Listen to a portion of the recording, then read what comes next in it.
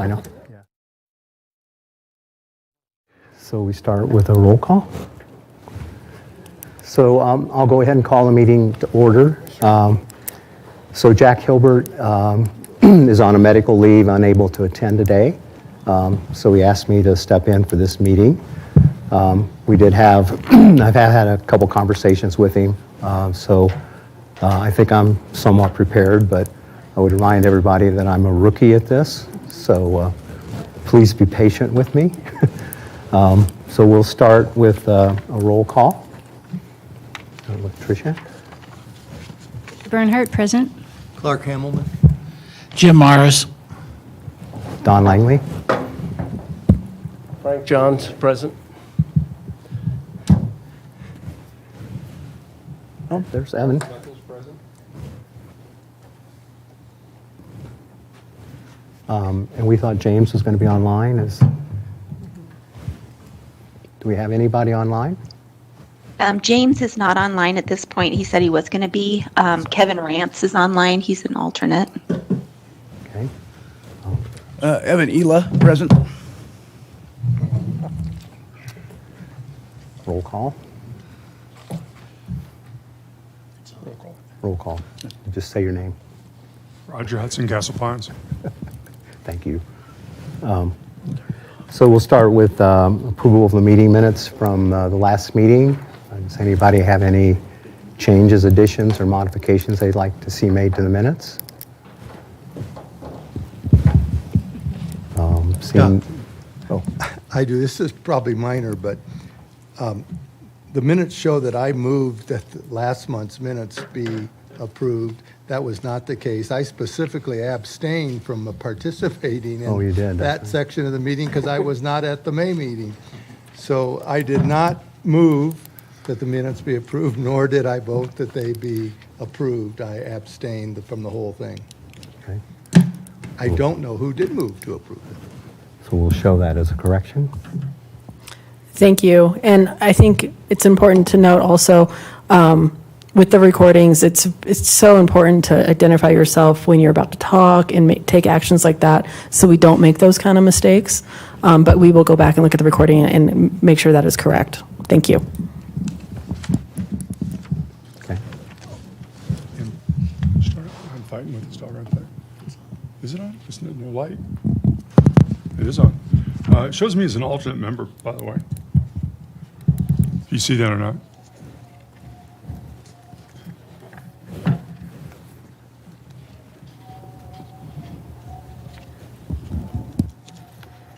From the June 24th meeting? I'm seeing seconder alternate member, Roger Hudson. Oh, yeah. I think you're a regular member. I feel regular. Yeah. It's got you correct in the role, just wrong in them, that. Seconder, section, yeah. Okay. Yeah, Harold. Chair, I had one question on page 3, where I mentioned I thought the plan was great. I don't know if it's necessary or not, but I did disclose that I'm on the board of Dominion, which participated in that. I didn't know if it's helpful to clarify.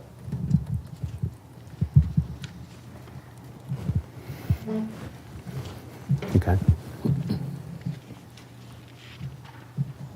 Oh, this was the discussion of the wastewater project, yeah. Okay, I'm with you now. Would you like that to be amended in any way, or? I don't know, the council, should I include that? Yes. I don't want to make a non-vote. I think it would be pretty easy for us to add that. The fact that you brought it up means that it's relevant for you, so I don't think that'll be a problem for staff to add that.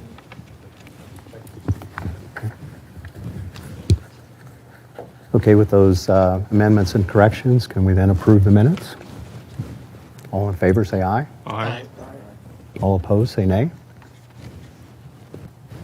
The motion passes. So this is member discussion time. Are there any members that would like to put a topic out here to discuss with the commission? No? Okay. All right, so we'll move on to our first action item here, first and only, I suppose. What we'd like to try and accomplish today is everybody's had access to the responses to the RFI. That's been posted for a couple weeks now, so you've all had an opportunity to read those. What we'd like to do today is to discuss those responses. We'll kind of go through them one by one and allow people to have an open discussion about what we saw or what came from it. But the takeaway we'd like to get from this meeting is who we would like to invite to come address the commission at our August meeting. So we want to find out or kind of whittle down or decide how many respondents we'd like to have come talk.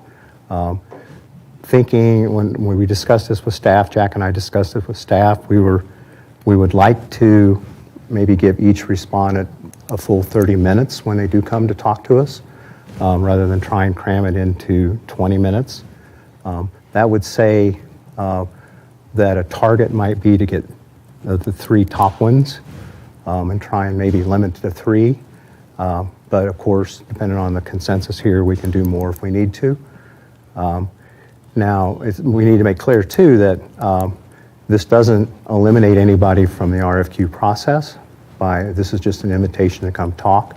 So the 7 respondents that we have will be actually the only 7, and all 7 will be allowed to respond to the RFQ when we finish the RFQ and go ahead and post that. So. Don, do you mean an actual proposal, an RFP with a cost estimate? Is that what you mean, rather than an RFQ, which would be qualifications? I should have used the RFP. Okay. That's what we've used the whole time. Right. Okay. So They'll come, they'll present on the RFP. We'll take the meeting after that to try and embody all the comments we've had, all the final discussions, any last ideas from any of the commissioners, and generate that final RFP at the meeting after the presentations. So hopefully we can get it at that pace. It may take another meeting after that. We'll have to see how it goes. And we'll have to certainly figure out how we want to get comments back from people and integrate it into the revised RFP document. One thing on the schedule. Our August meeting is the same day as the start of the Rocky Mountain Water Conference. So anybody who's qualified should not be able to attend this meeting. They should be up at the Rocky Mountain Water Conference. So I think for the interviews, we may want to look at a different date. So that it's kind of exhibits starting at 3 o'clock, which, but there's technical sessions up until 3. And so, a lot of the people wouldn't be there. Some of them may have exhibits, and the exhibit hall's open from 3 to 6. And so they're going to be involved at their booths and things like that. So just wondering how flexible we are on moving that date.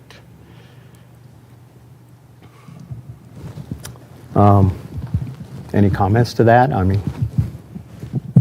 could we have our regular meeting at the regular time, and then later that week, maybe on Thursday, invite the participants, have another meeting? I think that's hard to do, isn't it? To set up another meeting date. We can look at, this is Katie for staff, we can look at special meeting dates. We can look at moving the regularly scheduled meeting in August. It's just a matter of when, in terms of timing. That would be August 26th, right? Yes. That's our next meeting date. You're saying that's the first date? Starts on Sunday through Wednesday. Well, I hate to kind of decide for the potential respondents that, you know, attending the Rocky Mountain Water Conference would be a priority over addressing the commission. I mean, they'd have to juggle some balls and maybe get here and get there both, or decide who's going to go there and who's going here. I tend to think that we stick to our schedule since we're moving pretty slowly anyway. You know, with an August 26th meeting for the presentations, we're out to, September 23rd, for us to be able to have our discussions and really start looking at modifying the RFP. So, I don't know, that's my thought, to try and stick to our schedule and see where it goes. Yeah, I would tend to agree. I think these companies are big enough they can send people to a conference and come here if they're interested in doing the work for the commission. Yeah, Jim? Yeah, as a former conference exhibit hall person for many years, that's usually a team of 3 or 4 people that goes to those conferences. And I would think that the people that would come speak to us on these proposals would be a different set of people, potentially anyway, pretty high potential that would be a different group. Yeah, thank you. I mean, consensus to stick with our schedule? I'm just glad Frank brought it up. Can you use your mic? I'm just glad Frank brought it up. Can you turn it on? I know, the mics, I'm sorry. Okay, I'm just glad Frank brought it up. We made a conscious decision. I think we've got a time frame, so let's go. Okay, thank you. Okay. All right, I thought we'd go ahead and discuss the RFI responses and do it in alphabetical order. So we'll put out one firm's name and then go around and see what kind of comments that people would like to make. So that means starting with the Applegate Group. A, is it Applegate? So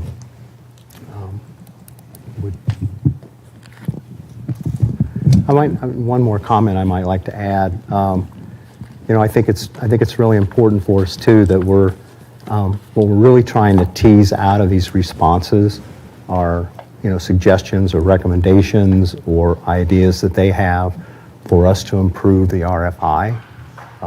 That's really the purpose. I think they were all pretty generous with their information on their capabilities and why they'd be good firms to do the work. But at this point in time, we got to remain focused on getting that RFP in final form. So recommendations that help us in that direction is what I'd be looking for. This is Tricia Bernhardt. In regards to Applegate, if what we're doing is comparing all 7, I would say Applegate was one of the weaker responses, and without going into too much detail. Yeah, Frank Johns. They have good qualifications and experience. They did not mention anything about any specific staff, so it was hard to figure out what they were doing.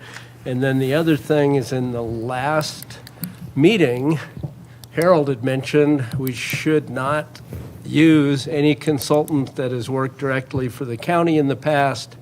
Applegate has worked directly for the county in the past, so does that disqualify them?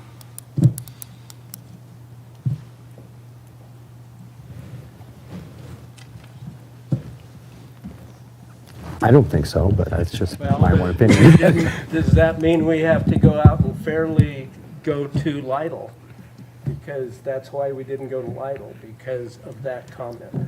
The RFI was posted for anybody to respond, Okay. right? If anybody read the minutes, then, okay. I can respond to that because I had a long discussion with Chairman Hilbert and suggested that, no, we shouldn't limit it. So that went out to anybody could apply. Okay. So, and I thought, I tend to agree with Tricia on the Applegate approach. I thought it was, but they really are renewable water types, and that came out more so than the groundwater. And if I could make a kind of a blanket statement, each of these seem to want to go too quickly into finding renewable water alternatives. And I would hope we'd go back to all of them and say, that's phase 3. I don't want to talk about it now. Until we know where the aquifer is now and through 2050, looking at alternative water supplies will be important. But if you don't know what the problem is, it's kind of hard to find a solution. Yeah.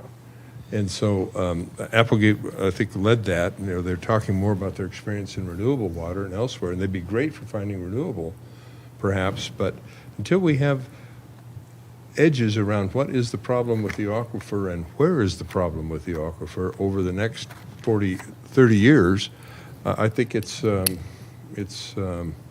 of sequence to spend money, county money, trying to find alternatives until we define the problem. So that was one comment on Applegate, but it really goes to most of them. I think they were too far down in the weeds about how their ability to find alternatives. There'll be lots of alternatives to find, but if we don't know what the problem is, I think it's a waste of time. Okay. Thank you. Jim? Jim Morris, I didn't make specific notes on each one. I kind of hit my top three, and Applegate was not in the top three for me. Okay, thank you. Anybody else? I didn't find anything in their response that would help us draft the new RFP or modify the RFP. They talked about their qualifications and they looked like a very capable firm, but there was nothing in there that I could find to help with the tasks that we've got at hand. So, anything else? So again, going alphabetically, next would be BBA.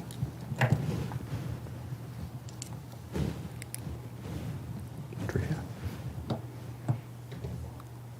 Tricia Bernhardt, this is also one that I thought was pretty weak.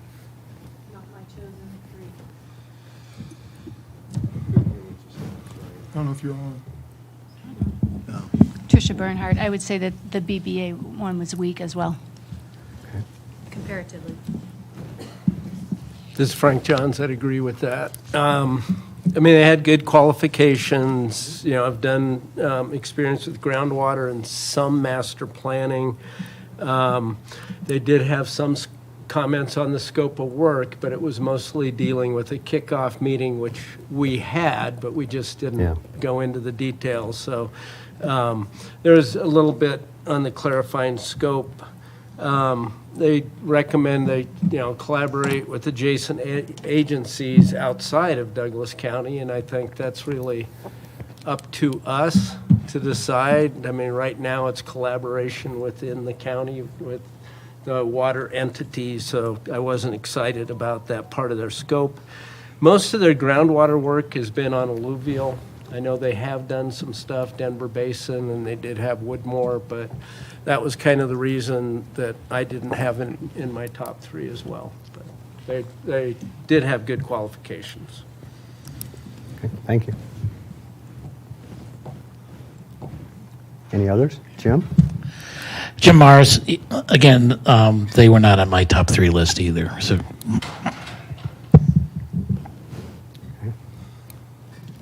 Good.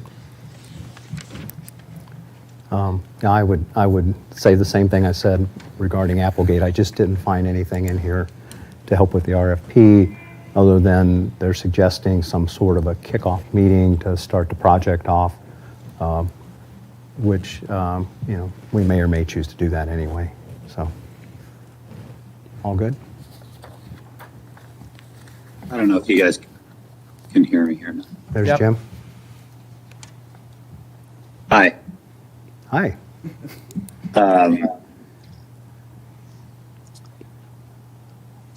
So I had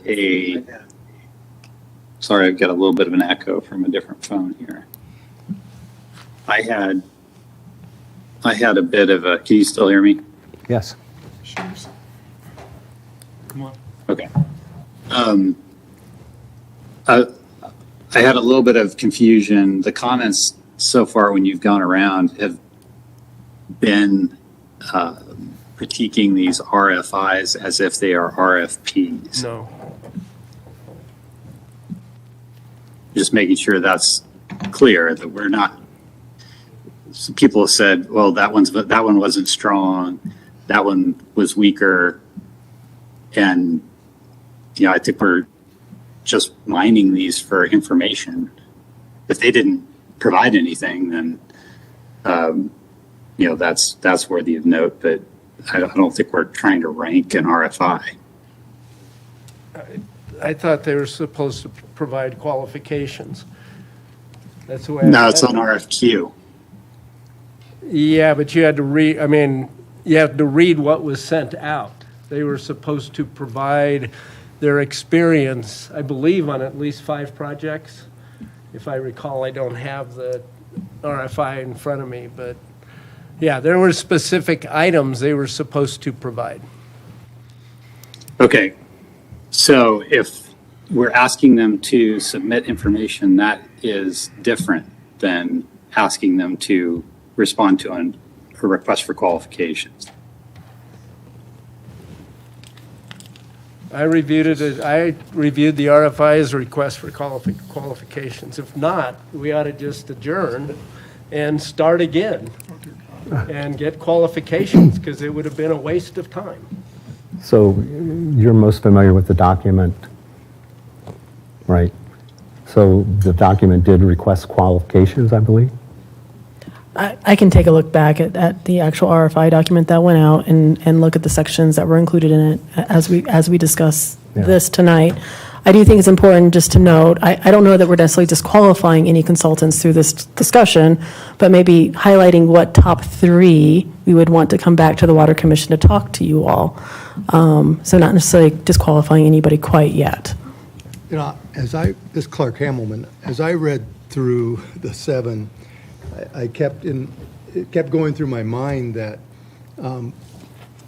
the price range of an actual RFP associated with these, once we get to that point, it's going to be all over the map, because what they were talking about in their responses was very, I mean, they were all very different than each other. So I almost wonder whether, when we say we want the top 3, whether we really want the top 3 or we want 3 that are all different from each other to give us 3 different kind of perspectives. Yeah, I'm having a hard time figuring out what we're trying to accomplish here, actually. We just want, if we just want 3 to kind of come in and talk and give us a little more expansion, I don't know that it really matters which 3 we pick. Well, yeah, I mean, I'll circle back to the purpose, right? And that's finding 3 that are going to be, I'll use the term, most helpful to us, with maybe the most innovative ideas or most thoughtful ideas, maybe the ones that have thought about what we're trying to accomplish, and with the RFP. So maybe top 3 isn't a right term. And I mean, it kind of infers that we're kind of ranking them. I don't think we really are. I think all 7 would still have the same opportunity to address an RFP document when that comes out. I think what's hard for us is, tailoring this RFP so that we do get these responses when we do get proposals narrowed down, and they're not all over the map, that they're all trying to get to the same place, maybe with some tools they have that are unique, or with some expertise they have that's unique. But I think the hard part's on our side is, what's this RFP going to look like when this is all said and done? And the stronger and more thoughtful the RFP is, and that's why I think it's okay to take time if we need it, hopefully the better the responses will be. At least that's my opinion. Yeah. Mr. Chairman, that was my understanding. This is Harold. My understanding as well that what we were supposed to do was pick 3 that we want to get more information on. The idea is to help us coalesce around the RFP before it goes out. Not necessarily rank who's our best choice, but who we thought was, I thought, the most thought-provoking. Yeah. That could come in and provoke our thinking, so we wind up with an RFP. And as a sidelight to this, those that had submitted, we give some comments on what we saw to improve if they do make a final bid. I assume that's all right to do. But yeah, I thought we were not necessarily ranking who we like the most, we're not picking that, but who can challenge us the best to coalesce our thinking around an RFP to get to a final result. At least that was my understanding. Thank you. I think that's good. Yeah, Roger. I'm wondering if the chair would entertain a motion that we would supply, maybe take a vote, for lack of a better term, of our 3 most interesting that we found in the 7, and we supply the 3 to have come in that we would invite to help us with this process, and maybe cut this a little shorter instead of going through the 7 and maybe saying something negative that we don't mean about each of these that actually probably not productive at this point in time, but pick our 3 that we'd like to hear more from at the next meeting or the August meeting instead. Are you open to that I'd motion? second that motion. Are you open to that motion? If so, I will make it. Yes, sir. I move that we supply or take a vote of the 3 that we would rank as the ones we would like to vote to invite to come speak to the commission ahead of our asking for an RFP. Is that the one? Yeah. Yeah. And we would take that vote now. I make that motion. Or I move. Second. Just as a clarification, that would be come to the August 26th commission meeting. Yeah, just to be clear about that. Motion on the table. Roger, I would like, I think that's probably a good idea. I would like, if we could, You making a friendly motion? I'm making a friendly motion, that we, but after, that we would come, that we would vote on that now, and then provide some guidance of specific things we'd like to them to address. Sure. If there's some advice we can give them, if that's all right with you. It's not really an amendment, but yeah. Sure. You have a motion and a second on the table. Motion and second on the table, so we should vote. All those in favor say aye. Aye. Aye. All those opposed? Nay. How many we got here? 1, 2, 3, 6, 7, 8, right? So we had 7 yes and 1 no. 9 if you want yourself. I should count myself. Okay. So the motion passes. Yeah, that's what I was just thinking about. The paper, with all 3 names. I'd refer to a little advice here. I think there's lots of ways we could go about this in the interests of time, whatever you feel is most efficient. We could have everybody write 3 names on a piece of paper, hand those to you. We could count. We could take a recess, take a count, and say this is what everyone voted, who they'd like to see, and then have a discussion about that, and then vote to invite those 3. Again, remember, we don't have to invite anyone. 3 is not a magic number.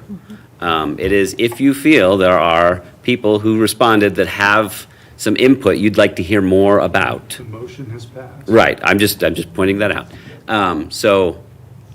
Or we could go around and have people name 3 one by one as we go around the table, out loud. Either way works.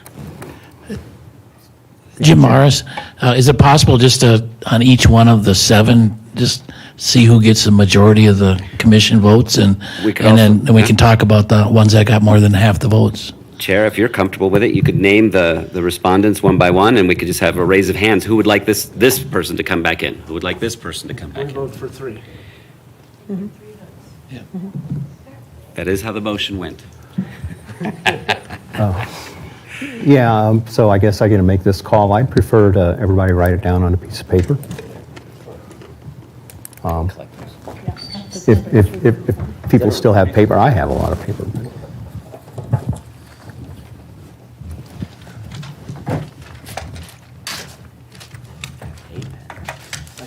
Mr. Chairman, as he's putting that out, this Herald again, I was impressed with the quality of thought that went into all of them. Some were more thought. No, he's got one. I was just going to tell her. Did I not do that on? I was saying, as they're passing that out, I was impressed with the quality of thought that all of them brought in. The concept of getting this in to stimulate our thinking, to help us focus, I thought worked. And so I think we all need to tell them all that they put some work into it. They were all different, I thought, and well done. And so I think this will help us as we go forward. And yeah, Mr. Chairman, this is Evan Ela. what we asked for is a request for information and interest, and that's what we got. I think we saw qualifications given in each of these responses. And I think the scope and the ability of these different companies to do what we want them to do is important to think about as we select 3. Awesome, thank you.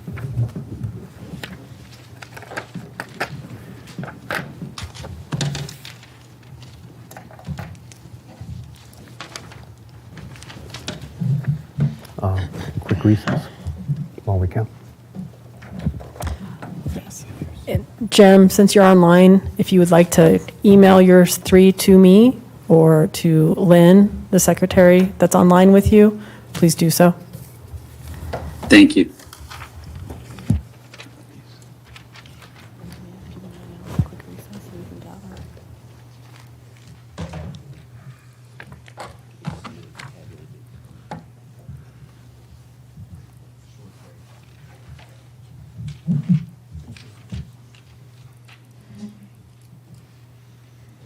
Don, do you really think you've earned a break?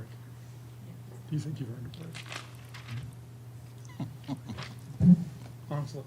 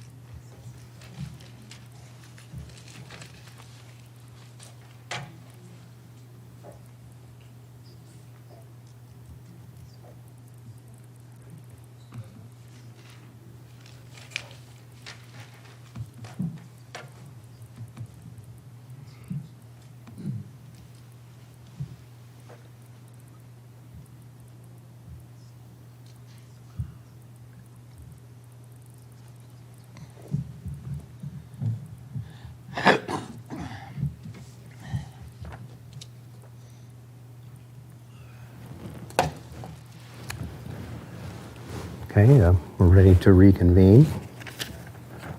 Okay. I'd make a comment to follow Harold there that I do appreciate that all these firms did take the time to respond, and they obviously, all of them are interested in doing the work when the RFP comes out. And certainly, anything they sent to us was helpful, even if it wasn't quite as helpful as some of the others. So I think we do owe a thanks to all of them and appreciate, the effort that they put into it. The 3 that received the most votes are Intera, which is actually Intera and Brendel. Forsgren, and Forsgren's teamed with LRE and Michael Baker, so that's another team. And then Martin and Wood was the third one. So those 3, clear majority on the commission thinking of those would be the most useful for us to look at. So, But to be clear, that doesn't limit any of them from submitting an RFP. absolutely not. Right. Absolutely not. And, as a reminder, the way the RFI was written, they did have to respond to the RFI to be able to respond to the RFP when it's issued. So these are the 7 that we should expect to see responses from on the day that we get there. So, okay. Any other comments, people? Harold, go ahead. Earl, I'd like to follow up on the concept of providing some guidance. And I guess I would make a motion that we provide guidance in three things. Number one, focus on groundwater in particular and the measurement and how you go about measuring the groundwater, its expectancy and risk factors between now and 2050 in different areas of the county. And third, the concerns about infrastructure. Well, I guess really focus primarily on the groundwater, because identifying the problem, what do we have, what does it look like over the next 30 years for groundwater throughout? So that would be my motion, that we tell them to really hone in on that issue. Okay, thank you. Frank? Yeah, I mean, all we're having them present on is comments on our scope of work, right? Not their qualifications, nothing they've done. That's right. It's just on the scope of work. So it would be their recommendations for enhancing the scope of work or removing stuff. And yes, we should let them know that groundwater is very important and take a hard look at that.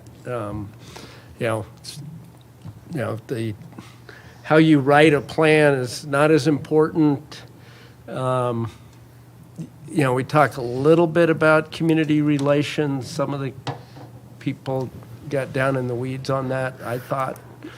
But, I think it's each of those items, what they would like to see enhance that scope of work so they can propose on it fairly.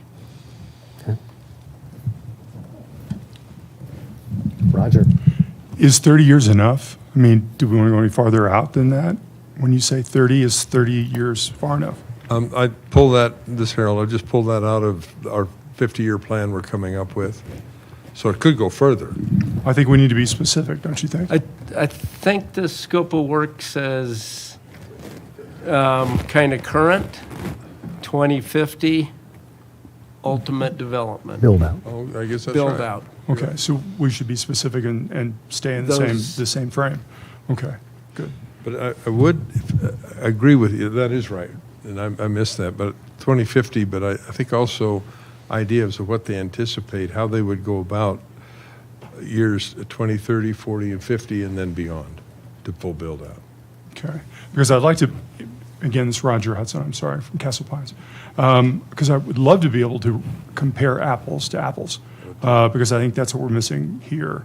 And I think that would really help us as we move forward. I think I totally agree when you say I'm not sure how, as we move forward, because there's so many different plans and so many different concepts here. And as we're looking at different firms, I think it would be really helpful for us to be able to narrow the scope. And to do that, it would be really helpful if we were looking at the same quantitative elements. So I think it would be really a great start for us. Is it too soon to ask them to start talking about prices with us? Is it too soon, yes or no? Because I am concerned about prices. We don't even have a scope of work. Cost. Yes, it's too soon. Too soon? Yeah. Okay. All right. I think that's my only thing. I would love for them to all make time for questions. That's important to me. So I don't know if we want to say 90-10, 90 presentation, 10 for questions. It's Clark Hamelman. I agree with everything we've said, but I don't think we want to emphasize one area or another specifically to the exclusion of others, because that can inadvertently happen when we emphasize some areas. Most of the respondents to the RFI, as I recall, and we're reading through them, talked about 2050 date because we specifically requested that, and that's what the plan is, the 2050 plan. But they also talked about full build-out, and I think, we've got to get to that point as well. And I certainly don't want to lose sight of a lot of the other concepts that we've had kind of in the plan all along, and that's the demand projections. One of the plans, I think it was at Intera, talked about several different demand projections based on different conservation efforts and different scenarios. So I don't want to put too many restrictions on these people. They have done this kind of thing in the past they have a feel for what can be pulled together. And I think we want to give them pretty free rein on what they come back to us with, because we're asking for them to educate us. We're not trying to educate them. At least that's my perspective. I'm looking to be educated. That's not at this point now. Well. That's the proposal. Okay, Right now, it is just them helping us write the scope of work. okay. That's it. So, yeah, so Well- we're just, I mean, yeah, they're not going to want to tell us all the secrets they have about what to look at because they want to hold some of that stuff back for their proposal. Yeah, but, so Yeah. what Intera, they did kind of give a secret in their, Right. RFI response in that, oh yeah, here's, a way to look at this. We're just telling them, hey, the scope of work is come up with demand projections. They would then respond, here's how we're going to do it. And they would get a higher score for how they do it. Don't take that down, Will. No. I'd like to make a comment real quick. We do have, the RFI does have a structure to it on the things that we're looking for. I mean, it has phases and tasks that have been delineated and put out there. These are the things, all of them make up the plan in the end. I don't know that we have to tell anybody that groundwater is really important in Douglas County. I don't know what the percentage of groundwater use is, but it's a big number, and we all know that. And we all know we want to get, to a different future. So I suspect they'll know that coming in. But one question I would ask, I'll ask this as a question because I'm interested in your opinions. One thing I've struggled with is the depth of data that we ask for when we start talking about profiles and what kind of water rights you have, yields, those kinds of things. I mean, it's a pretty deep data dive that's in the RFI that says this is what we want for the portfolio. I've been struggling with that a bit because I know at Parker Water, we've gone to lengths to take things like maps off of our website. You can't find a map of all of our stuff anymore on our website, or you shouldn't be able to. The notion of disclosing which highest producing wells we have is something that we don't want to do, and it's all about cybersecurity. And it's not trying to be secretive or be dark about it. It's just a concern that when you start to highlight, key infrastructure, that's exactly the kind of things that cybersecurity people or people that just want to disrupt operations are going to look for. So is it fair to ask them how they think they go about getting that data? Is it too deep? Or is that something we should talk about when we start to draft the final RFP? Any thoughts on that? Final RFP, but also water providers, how much are they willing to share, right? And so maybe as we're writing the RFP to bring in, the three biggies, Parker, Castle Rock, Centennial, and just ask, what information are you going to share? What are they going to be able to get? I know you guys share with South Metro, right, for their water plan, so I assume it would be similar information. So, Harold? This is Harold. I think you raised an excellent point, and that is security. It would seem, since what we receive is public record, having council work with the applicants is to protect the data so what they get from the districts remains protected.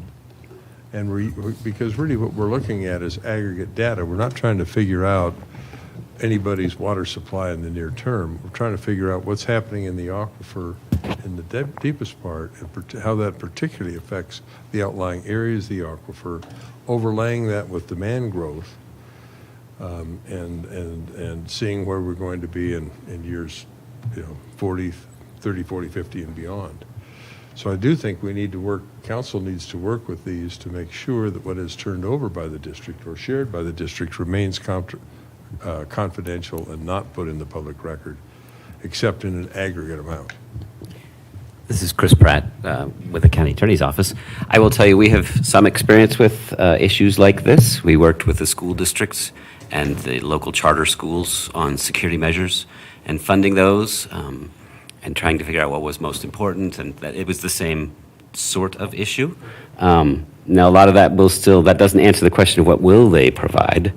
But I know in the example of the school district and the charter schools, we were able to get them to provide all the information necessary for an informed decision, ultimately. So there are means that we can use to protect that information. Some of it, not all of it, obviously. There has to be grounds for it, but it is possible. Merely working with us will not open them up to unlimited transparency. I think it's a question we can ask of the three, how they plan on doing that, how they've done it in the past, and try to get something into our scope of work. And Roger Hudson again, as a former Fox reporter and also worked at the AG's office filling core requests, I would say we're looking for cumulative numbers. So these are easily masked. We're not looking for specifics. So I think they're easily denied under that because you're not looking for specific numbers. We wouldn't track them as such. There would be no way we could be responsive to that. And as long as we're not tracking them as that and publishing them as that, I don't think we're not producing those numbers. So we're not creating new documents. So I don't think we're doing that. So I don't think it's a problem for us as a cumulative numbers. I understand your issues with the map that says, with an X, here is our deepest well and here's how deep it is. That's an issue. I can see why that would be a problem for you. We're not doing that. We're looking into the future with cumulative numbers. But I think it's always something we need to be mindful of. So it talks about the scariness of our times, right? But I think it's important to our work. I think we have to know that. Look, James is big. Yeah, he is. Yeah. No hat. You're full screen. You're full screen now, James. You're bigger than any of them. How these biceps? Someone take a picture.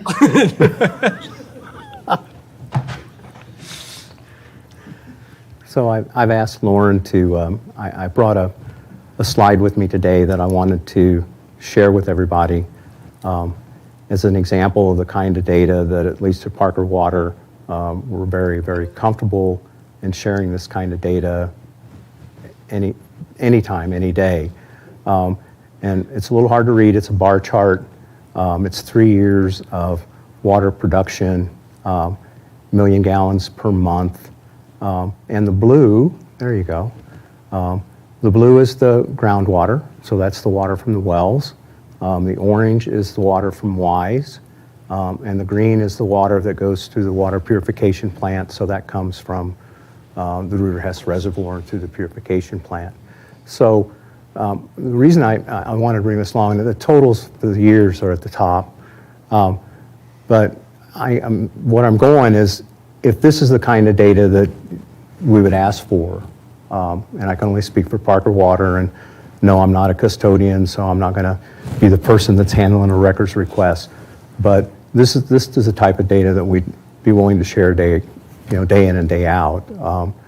And I guess the question is if people think that this would be, this is adequate, this is the kind of level we want to get to, or do we think we'll want to get, we can also, I didn't bring it along, but there's a cut that shows residential, HOA irrigation, commercial, down into those kind of account levels.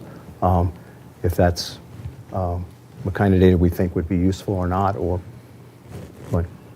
For the groundwater, we're going to need a lot more specificity if we're going to, be developing some sort of model. I mean, that is where we're going to need to know well depths, screen lengths, porosity, you know, what the well productions are and things like that in order to get that. And I know That's an enormous South amount. Metro's doing an ASR project right now. And, you know, I don't know if they're getting some of that data or what they're doing, but that would be the sort of thing that, you know, and maybe that is done more confidentially, just to get that modeling together. I don't know. Any other opinions? Jim? Jim Morris, for Perry Park Water and Sanitation District, this information is part of our monthly packet. Anybody that comes to the meeting gets it. That chart is done every month, and we also report what is our storage for renewable water is and how much renewable water we're using each month. So it's a little more detailed than that, but we don't, as a general rule, put out where our wells are and what depth they're at or which ones are even being pumped. It's a gross number like this. And of course, for Perry Park, it's going to be, it wouldn't even be a blip on your map, but we'll have to change the gradient scale in order for us to show up. But we regularly, that information's out there and to the public. Thank you. Tricia Bernhardt, this is interesting data, but certainly not the type of data that would be needed for groundwater modeling to try to figure out future supplies, what we have, what we don't have. So, yeah, as Frank Johns mentioned, that's just not enough data to do groundwater modeling. So for whoever is chosen, whatever hydrogeologist we choose to help us, they will need more. And maybe it's confidential somehow. Thanks. Jim Mars, so Yeah. we also chart our, the well depths. So we do that annually at a minimum, sometimes more. So we also have the ability to overlay, because during June and July, when your peak pumping rates, your well depths are going to be lower than they are in December and January when you're probably only using one well. So we do have the ability to overlay, at least on an annual basis, our well depths, and they, depending on when we read them, try to be consistent. But those depths in the wells vary, 200-300 feet, depending on what time of the year you're reading them. Yeah, understand that. Harold? Getting back to what we want to find out from these investigators is the resiliency and support of the aquifer between now and 2050 and beyond. This type of data is very helpful on the demand side, but we're extrapolating what the demand will be. And then this is where I really would like their advice. How are we going to determine the health of the aquifer? You listen to some folks and you get one answer. You listen to Museum of Nature and Science and it's declining rapidly. I don't know what truth is. I'm not an engineer, don't know about it, but I really would like them to focus on how they're going to determine what the aquifer health is now, extrapolate that with growth between now and 2050 and then beyond. This is the demand, which is important. But we're not here to grade any particular water system. We're here to identify what our county needs are and where the risk areas are over what period of time. That's what we're looking for. And if they can help us do that, then we have done a great service. If we find there is no problem, that's the best news in the world. If we find that we are going to have a shortage, then we better start doing something. So that would be my approach, and that's really what I'd like them to come in and drill down on. How do we determine that?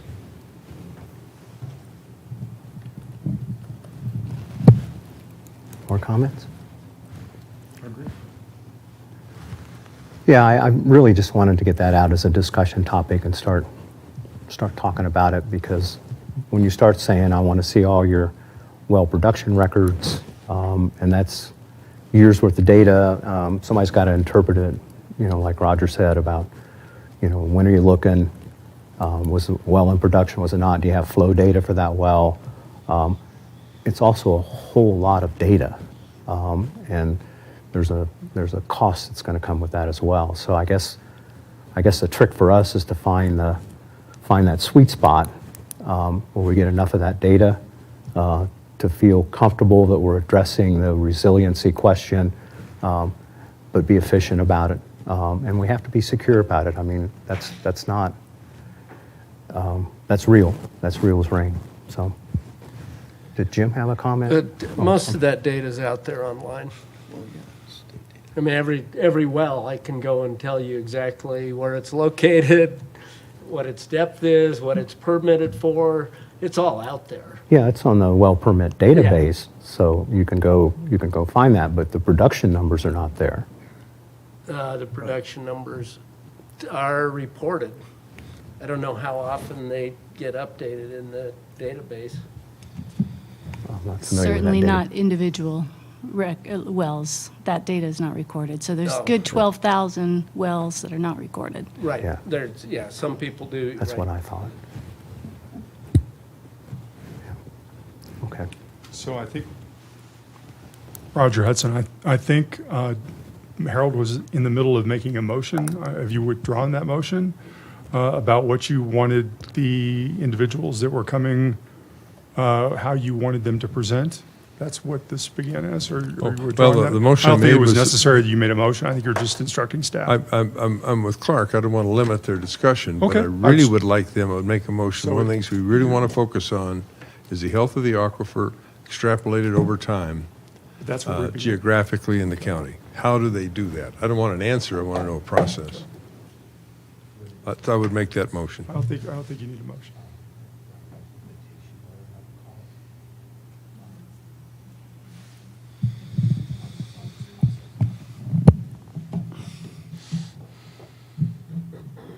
There's no reason we shouldn't all be involved in the discussion here. So the question is, so I guess, how do we encapsulate the discussion here?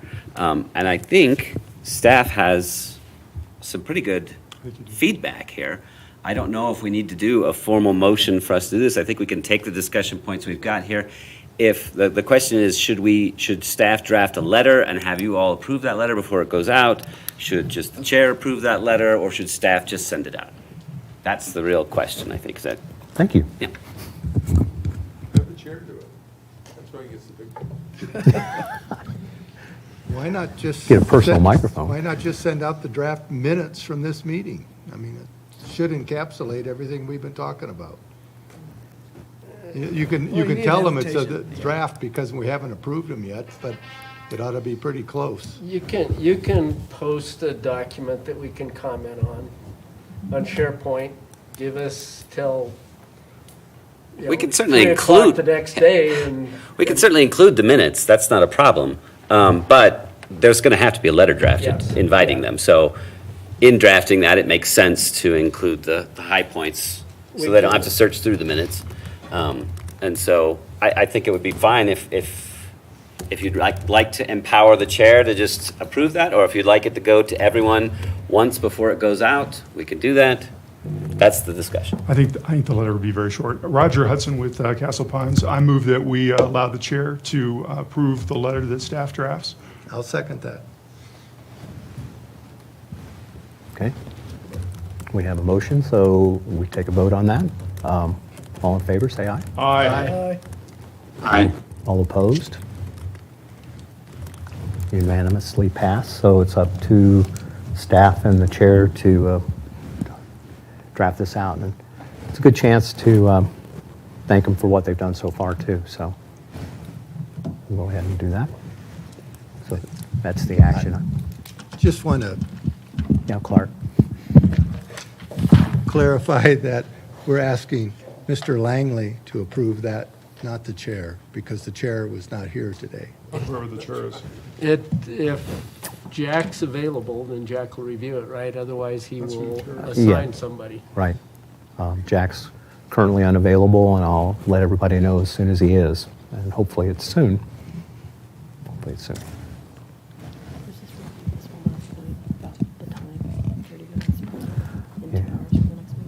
Okay. Another item we need to discuss here is, we've talked in terms of, so that they have adequate time and that we don't want to rush through this, that we'd allow them to have 30 minutes each. And if we allow then another 30 minutes for us to have discussion afterwards, then the August meeting would need to be extended to a 2-hour meeting and be extended to 5:30 that night. So starting early can be problematic for a lot of people, but hanging around later might be more amenable. So should we have a motion on that? So moved. Second. All in favor, say aye. Aye. All opposed? Aye. Okay, motion carries. Okay.